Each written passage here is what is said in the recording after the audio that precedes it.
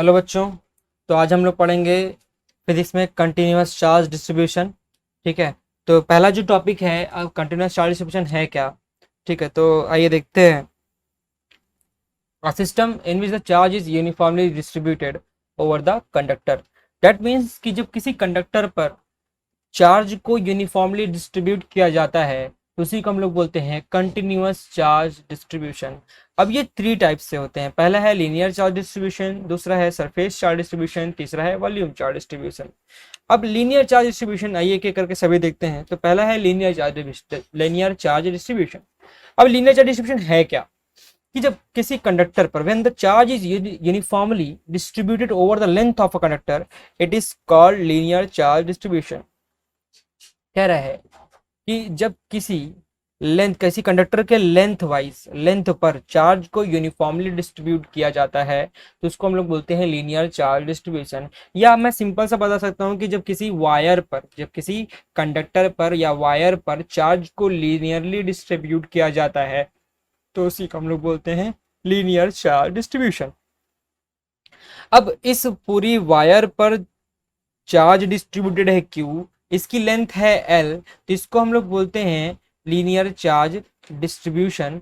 और इसकी क्या बोलते हैं, इस पे जो चार्ज डिस्ट्रीब्यूटेड है लेंथ पे, है ना, उसको बोलते हैं लीनियर चार्ज डेंसिटी और इसको डिनोट करते हैं लैम्डा से। तो लैम्डा इज इक्वल टू हो जाता है क्यू बाई एल।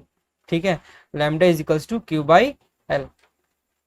अब अगर हम यहाँ पे कोई क्यू नॉट टेस्ट चार्ज ले लें और यहाँ पे कोई एक छोटा सा पार्ट ले लें लेंथ का, है ना, या डीएल हो गया, और यहाँ पे जो चार्ज डिस्ट्रीब्यूटेड है डी क्यू हो मान लिया जाए, यहाँ पे जो स्मॉल पार्ट ले रहे हैं वो डी क्यू हो जाए, तो इस पे लगने वाला फोर्स इस डी क्यू की वजह से हम लोग वो देखेंगे। लेकिन उससे पहले हम लोग देखते हैं कि लैम्डा इक्वल्स टू यहाँ पे जो चार्ज डेंसिटी होगी वो क्या होगी।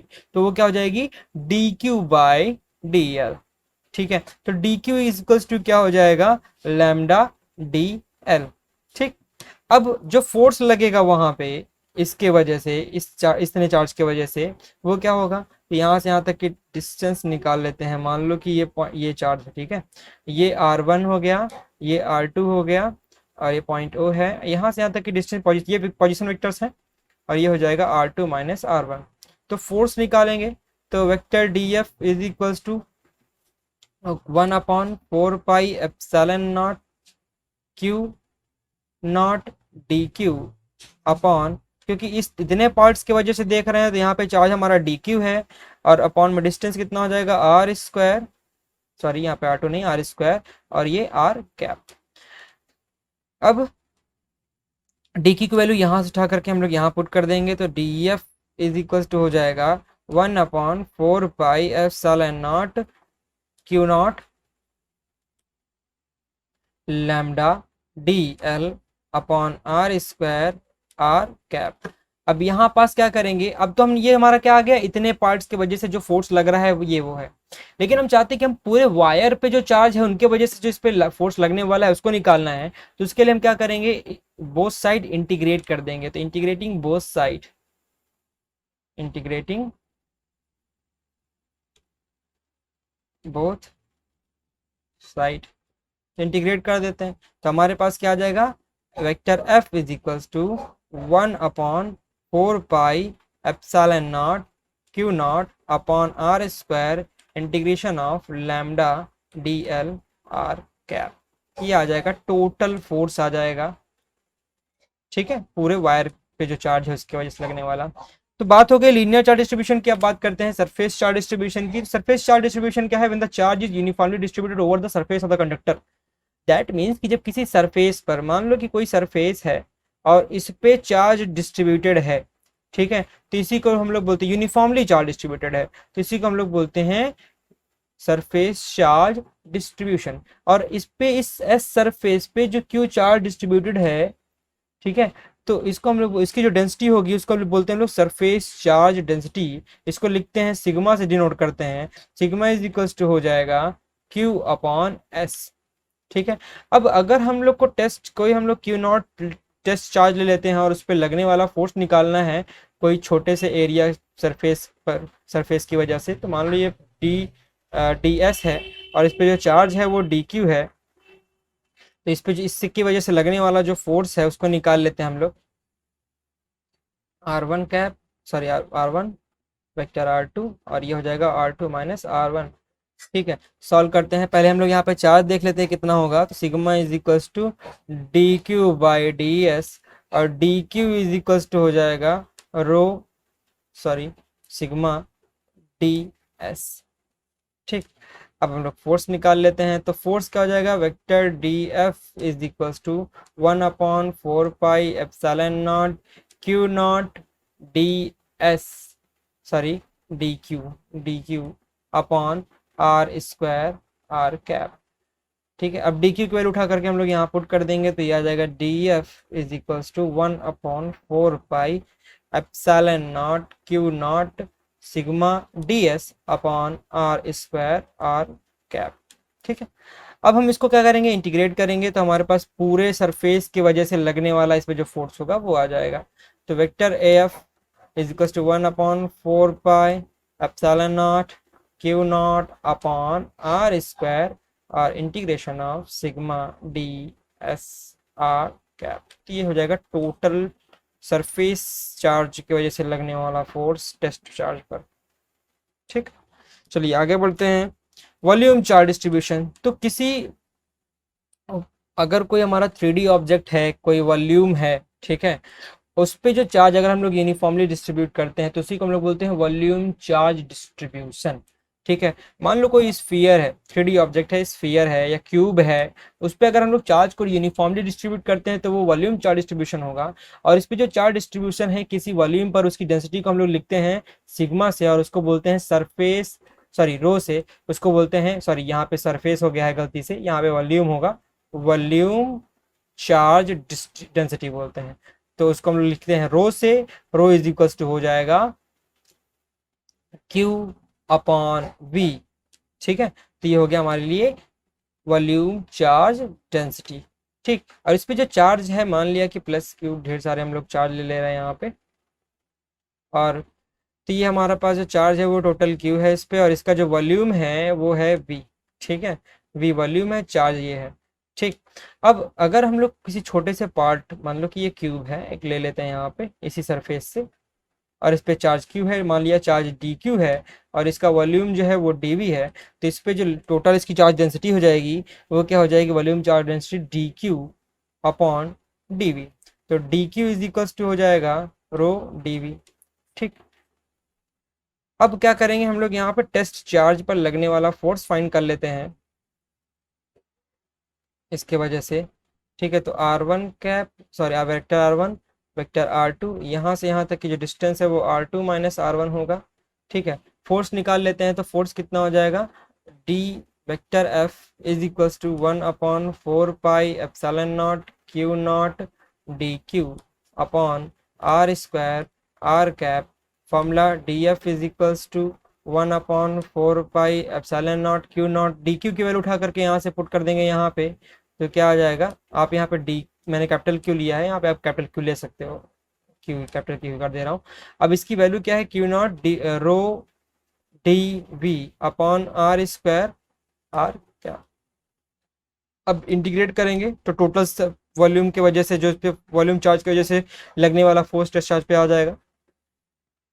तो vector F is equals to 1/4 pi epsilon naught Q naught upon R square integration of rho D V R क्या।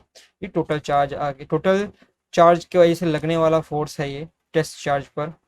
ठीक है, चलिए अब आगे बढ़ते हैं, कुछ न्यूमेरिकल्स लगा लेते हैं। अभी तक हमने जितने भी टॉपिक्स पढ़े हैं उन पे बेस कुछ न्यूमेरिकल्स लगा लेते हैं। तो आइए न्यूमेरिकल्स लगाते हैं। पहला है, an object has an excess charge of इतना, इतना एक्सेस चार्ज है, how many excess electrons does it have. कह रहा है कोई ऑब्जेक्ट है उस पर एक्सेस चार्ज इतने हैं, तो उस पर इलेक्ट्रॉन्स, जो एक्सेस इलेक्ट्रॉन्स है वो कितने होंगे। तो हम लोग सॉल्व करते हैं इसको, सॉल्यूशन। तो एक्सेस चार्ज कितना दिया हुआ है, एक्सेस चार्ज है -1.92 इंटू 10⁻⁻17 कूलम। और number of electrons, charge on one electron कितना होता है, चार्ज ऑन 1 इलेक्ट्रॉन, ये सबको मालूम होगा, ठीक है। E is equals to -1.6 into 10⁻⁻19 coulomb, ठीक है। अब हमको क्या निकालना, क्या है, नंबर ऑफ एक्सेस इलेक्ट्रॉन। ये तो एक इलेक्ट्रॉन पे आया है और चार्ज हमारे पास एक्सेस कितने हैं, इतने। तो नंबर ऑफ एक्सेस इलेक्ट्रॉन्स निकाल आएंगे, बहुत आसान है। नंबर ऑफ एक्सेस इलेक्ट्रॉन, तो नंबर ऑफ एक्सेस इलेक्ट्रॉन क्या हो जाएगा, n is equal to Q upon E.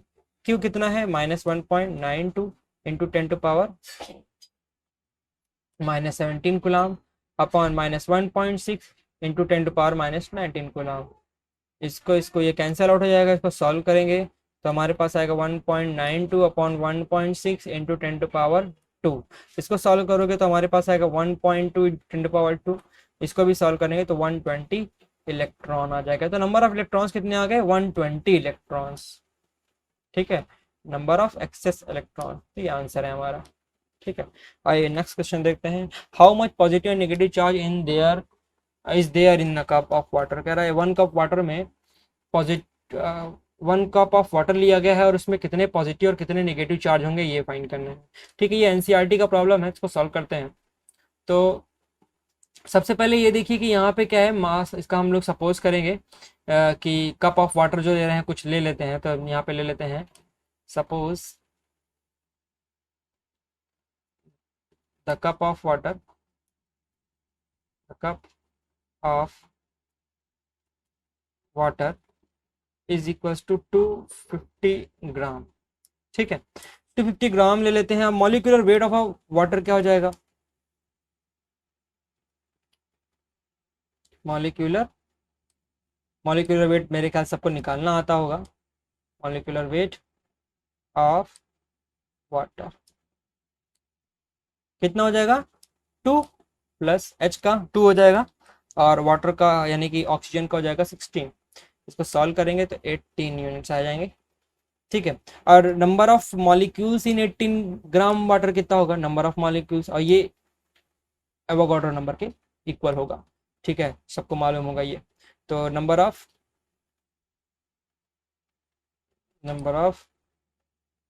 Molecules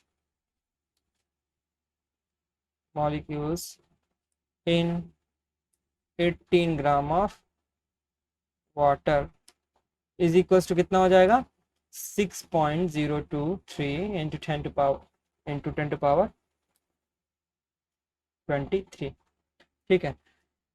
ये आ गया। अब हमें निकालना क्या है, नंबर ऑफ मॉलिक्यूल्स 24। अब हम आगे हमको निकालना क्या है, क्यों निकालना है, ठीक है। पॉजिटिव चार्ज या नेगेटिव चार्ज कितने हैं वो निकालना है हमें। तो उसके लिए हम पहले क्या निकाल लें कि number of molecules in 250 gram of water, ठीक है। 250 ग्राम में नंबर ऑफ मॉलिक्यूल्स कितने हैं, पहले ये निकाल लेते हैं। ये हमारा कितना है, 18 ग्राम में है। तो नंबर ऑफ मॉलिक्यूल्स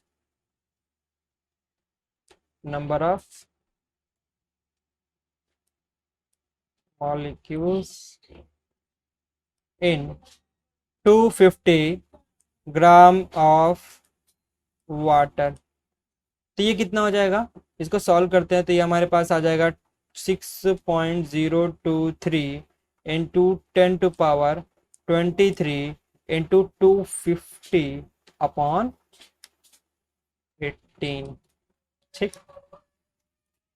क्योंकि यहाँ पे हमको 1 में निकालना होगा तो ये अपॉन में आ जाएगा और 250 ग्राम से मल्टीप्लाई कर देंगे तो 250 में आ जाएगा, ठीक है। अब हमको क्या करना है, अब हमको मालूम है कि जो इलेक्ट्रॉन्स होता है ईच मॉलिक्यूल में कितना होगा, इलेक्ट्रॉन्स 10 होते हैं, ठीक है। तो 10 इलेक्ट्रॉन्स होंगे तो n इज इक्वल्स टू क्या हो जाएगा, n is equals to 10 into 6.023 into 10⁻23 into 250 upon 18। इसको सॉल्व करेंगे तो इसकी वैल्यू आ जाएगी 8.36 इंटू 10⁻25, ठीक है। मैंने इसको पहले से सॉल्व करके रखा है, ठीक है। आप लोग आराम से बैठ के सॉल्व करिएगा, ठीक है। मेरे पास यहाँ पे क्या है, मैं टाइम बचा रहा हूँ, वैसे भी सॉल्व करिएगा तो वैल्यू आ जाएगी, ठीक है। तो Q इज इक्वल्स टू क्या होगा, Q is equals to N E N की वैल्यू हमारे पास आया है 8.36, 8.36 into 10⁻25।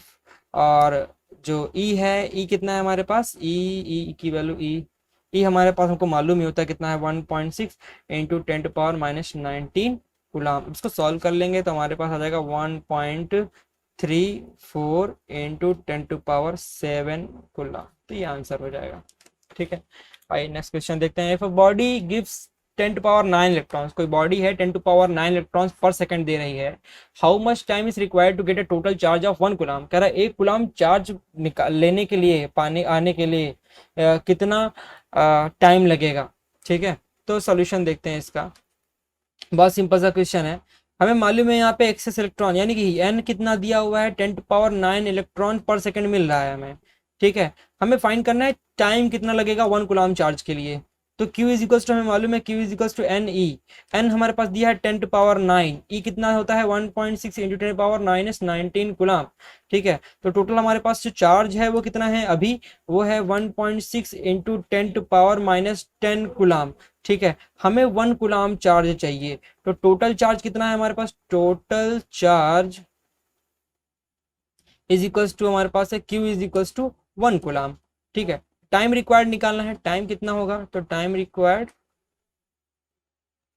For 1 coulomb is equals to हो जाएगा capital Q upon small q. Small q हमारे पास ये है, कैपिटल Q ये है, तो हम सॉल्व करेंगे 1 अपॉन 1.6 इन 10⁻19 कूलम। सॉल्व करेंगे तो हमारे पास आ जाएगा टाइम।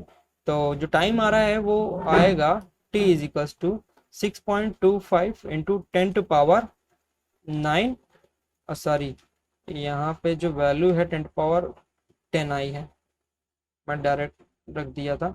ठीक है, ये 10 है, तो इसको आप सॉल्व करोगे 9 सेकंड आएगा, तो ये आंसर है हमारा। ठीक है, नेक्स्ट देखते हैं आगे। Fourth question. फोर्थ क्वेश्चन कह रहा है कि force of attraction between 2 point charges place at distance of D is F. कह रहा है कि 2 पॉइंट चार्ज हैं, एक Q1 है एक Q2 है। ठीक है, इनके बीच की डिस्टेंस जो है वो D है, एट प्रेजेंट D है, और इनके बीच लगने वाला जो फोर्स है वो है। कह रहा है कि इनको कहाँ पर, सेम मीडियम में कहाँ पर रखा जाए, what distance apart should they be kept in the same medium so that the force between them is 2F। कि इनके बीच लगने वाला फोर्स कितना हो जाए, 2F हो जाए। तो आइए सॉल्व करते हैं। तो अकॉर्डिंग टू क्वेश्चन क्या है, F is equals to 1/4 pi epsilon naught Q1 Q2 upon D square. ये फर्स्ट इक्वेशन मान लेते हैं। फिर बाद में क्या कह रहा है, कह रहा है कि बाद में जो फोर्स हो जाए वो 2F हो जाए, उसको चाहिए, जो कि दिया हुआ है क्वेश्चन में 1/4 pi epsilon naught Q1 Q2 upon distance क्या है हमें नहीं मालूम, हम मान लेते हैं कि डिस्टेंस, सपोज कर लेते हैं कि डिस्टेंस कुछ R हो गई। ठीक है, इनके बीच की डिस्टेंस कितनी हो गई, R, तो R स्क्वायर। अच्छा, फोर्स ज्यादा हो रहा है तो फोर्स डिस्टेंस जहां तक है कम हो जानी चाहिए। ठीक है, तो Q1 Q2 upon R square. तो अब इसको क्या करेंगे, इन दोनों इक्वेशंस को हम लोग डिवाइड करेंगे। इक्वेशन फर्स्ट को हम लोग सेकंड से डिवाइड कर देंगे। F से F कैंसिल आउट हो जाएगा, 1/2 बचेगा। 1/4 पाई से 1/4 पाई कट जाएगा, ये मतलब ये वाली वैल्यू से ये वाली डिवाइड हो जाएगी सीधी सीधी। Q1 Q2 कट जाएगा, तो बचेगा 1/D square upon 1/D square upon 1/R square. इसको सॉल्व करेंगे तो हमारे पास जाएगा 1/2 is equal to R square upon D square. यही आएगा, कुछ मिस्टेक हो गई है ना, ना सही है। ठीक है, अब क्या करेगा, इसको सॉल्व कर लेंगे तो हमारे पास आ जाएगा R square is equal to D square by 2, और R is equal to new distance जो आ जाएगी हमारे पास, आ जाएगी D, यहाँ पे 2 होगा, सॉरी। ठीक, हाँ, तो यहाँ पे आ जाएगा D बाई √2। ठीक है, और यही हमारा डिस्टेंस है, यानी कि R is equal to D by √2, ये आंसर है हमारे पास। ठीक है, चलिए आज के लिए इतना ही। आगे क्वेश्चन आप लगाते रहिएगा, कहीं पे कोई दिक्कत हो तो आप कमेंट कर सकते हैं। ठीक है, चलिए बाय।